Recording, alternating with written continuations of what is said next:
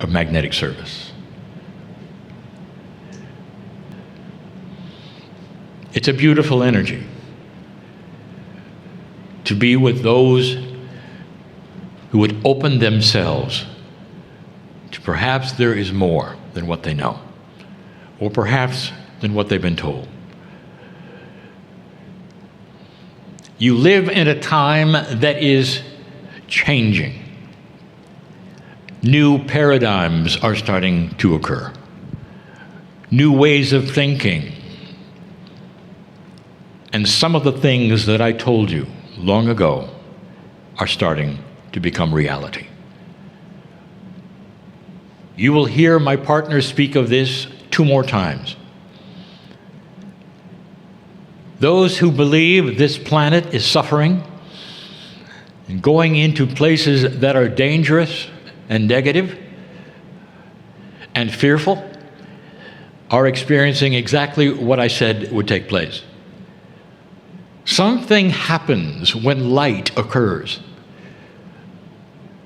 When you put it in your own reality, if you go to a place in your home that hasn't been touched for a very long time, perhaps it's in the basement, perhaps it's just simply in a darkened storage area, and you start moving things, you start to see what has always been there. Perhaps there's bug, dirts, rodents. Perhaps there's ugly things, and you immediately say, all of this has been there, let's get rid of it, let's clean it up. But the fact is, in your home, it's always been there. Now that the light has shined upon it in a way that you ask for it to, it looks ugly. This is what the planet is looking like at the moment. And we told you not only do things start to show when the light is being turned on, but there are those who want to keep it in the dark.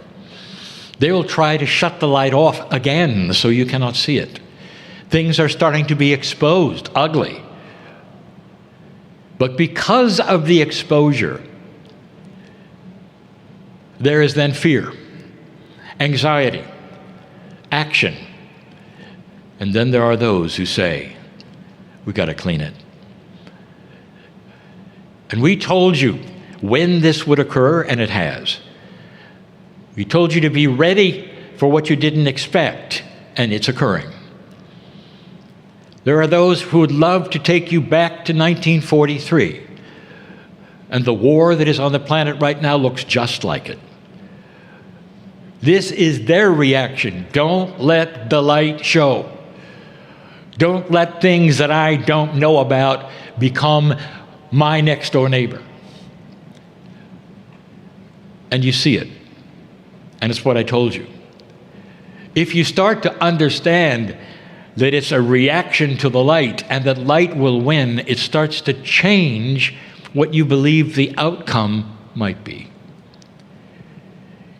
Instead of cowering down in fear, perhaps it's time to show more light. All of these things are metaphor, and some say, well, it's awfully simple-minded. What if I told you that spreading light is easy? It has to do with compassion and kindness and looking at things perhaps in another way. All of that is possible. You have choices today like you never had before. I want to give you some physics, some history. I want to take you to places that you didn't expect. I want to call this the case for divinity.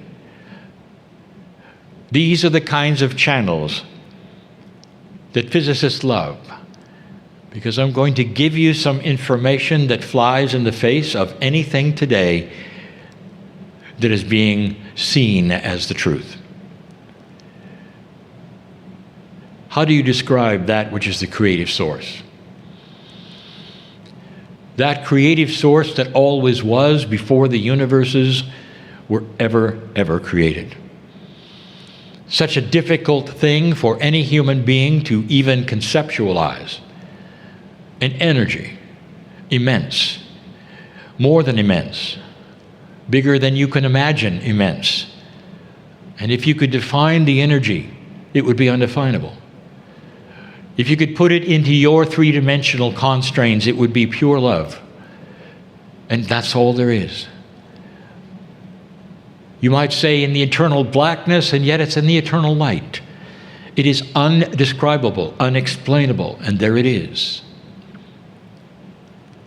Today, it goes by many names, many names. You've often called it God. That's your perspective. In this tiny little planet where you think you're alone. And back before even time was time, before you could have the concept of time,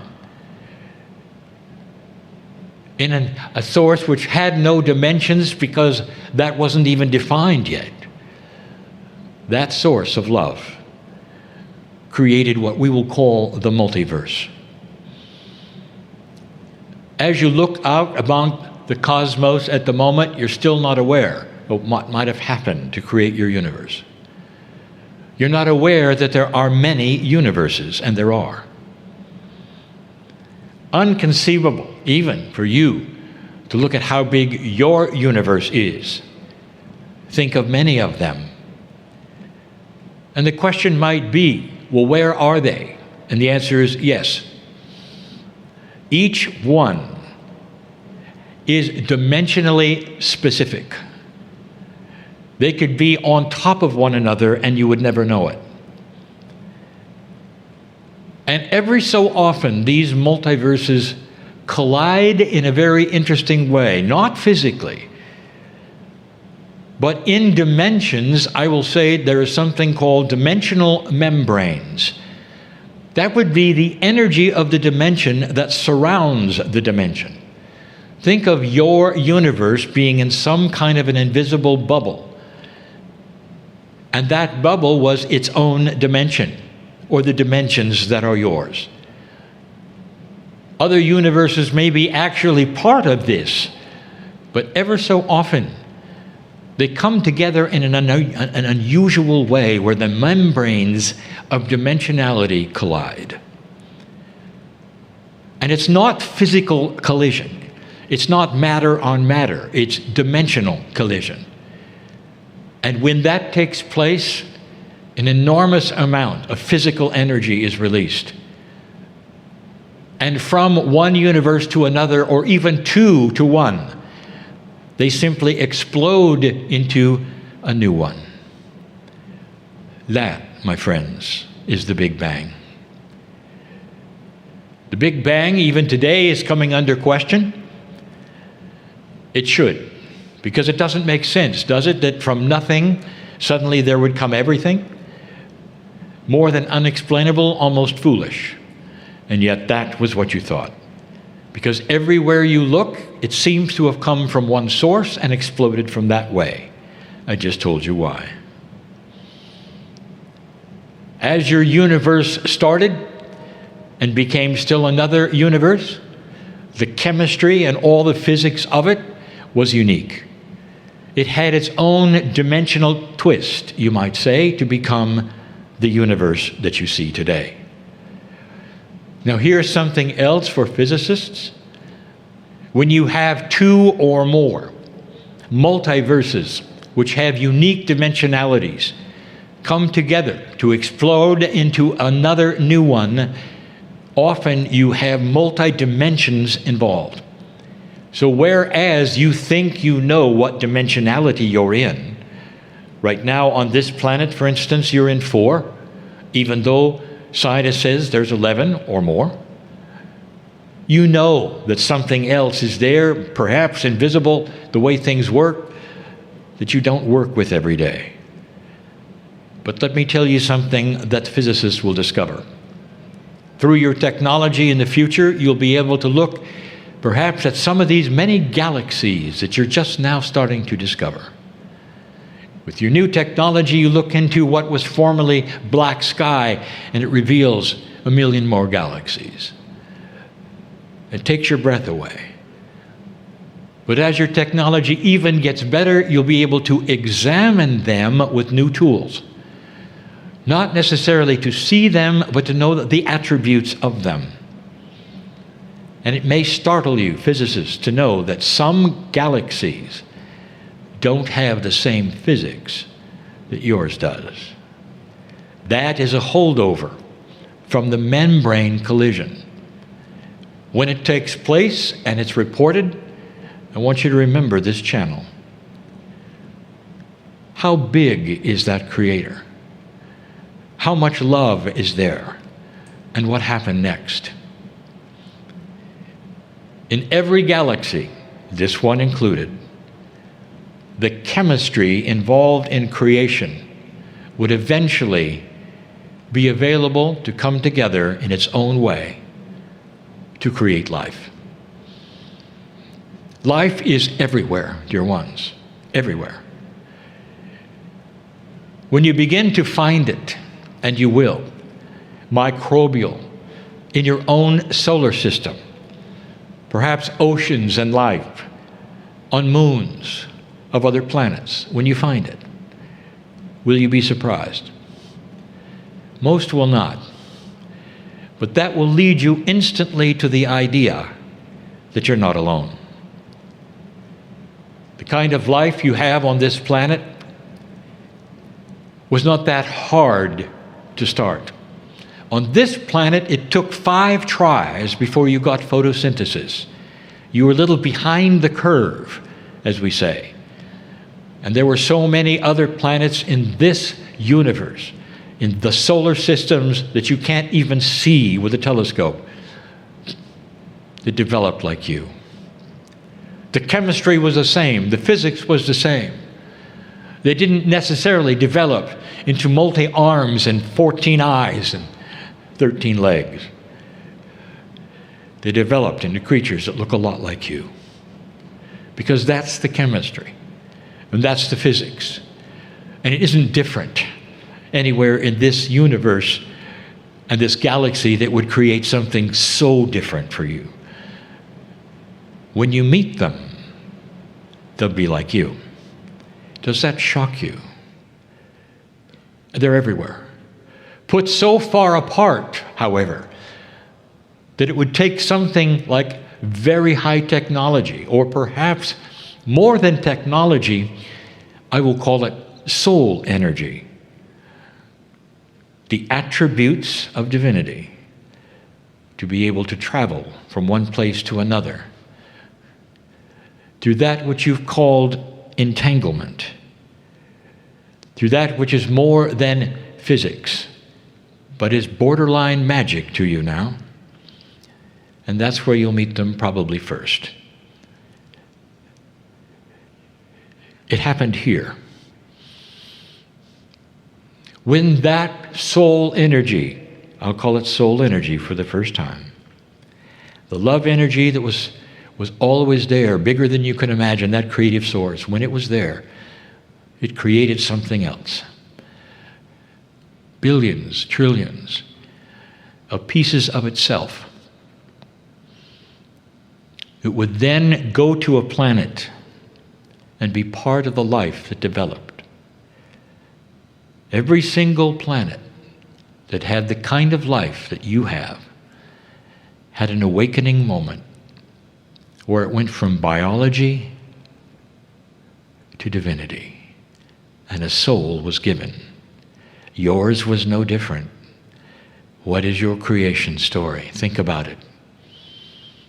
In this part, culture of where I sit, it's the Adam and Eve story.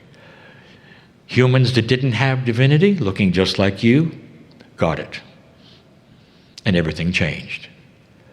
If you ask indigenous all over this planet, they will have their own creation story. But it goes just like that. Humans looking just like them received divinity. This is when that which you call God came down and gave you something you didn't have, a soul. For this planet and this earth, you can track it back and you can actually see it scientifically. It was the time you went for 24 pairs of chromosomes to 23. Something happened. Track it. You'll see. You are not like you started. Each one of you has a divine soul. That is taught by almost every system of belief. But humans did something that most do. They saw the divinity. They believed there was a creator. They called it God. But they made it like the only thing they knew, human. And they took that love source that created all the multiverses, and they made a human out of it, a father. And the fathers of the planet all featured discipline, rules, reward, punishment. And that became this beautiful love source. You humanized God. From the very beginning, this was done. The Greeks were the best. They made their gods dysfunctional. So the gods went out and stabbed each other and all the numbers of things. This was God to you. A dysfunctional God that loved you so much that you would torture your children forever if you didn't do things. I don't want to insult any of you because that's starting to change. But dear ones, to this moment, it's like you were all playing with toy dolls. And God was one of them. And you had no idea that it was so much bigger and what you could do with the divinity in you when you dropped all of the humanistic parts that you've been told. Is it something you're ready for? To drop the idea that perhaps there is a God who would punish you ever. There isn't. Instead, there is a God that wants you to step into your soul and meet that which is the bigger you, perhaps for the first time. Isn't it interesting that almost all humanity, when they arrive, looks for something bigger? It's intuitive. And what if that bigger thing was a bigger you? I'm going to stop there and continue in the circle of 12 and what it means and what it is. I've done this today to give you a bigger picture of a reality. I've included the science so that when it becomes proven, you may look at this channel and say he was right. And if he was right about that, maybe everything else was correct as well. That loving source that created that which is you included you as the creator. Part of that loving source that created the multiverses is inside you and always will be. You were there when that happened, when that creation took place, before the multiverses were made, and you will be here forever, long after this universe is gone. That is the love of the Creator. There is no punishment, only unconditional love and compassion for you. Why don't you get to know it? Not that hard. I'm Kryon, in love with humanity. And so it is.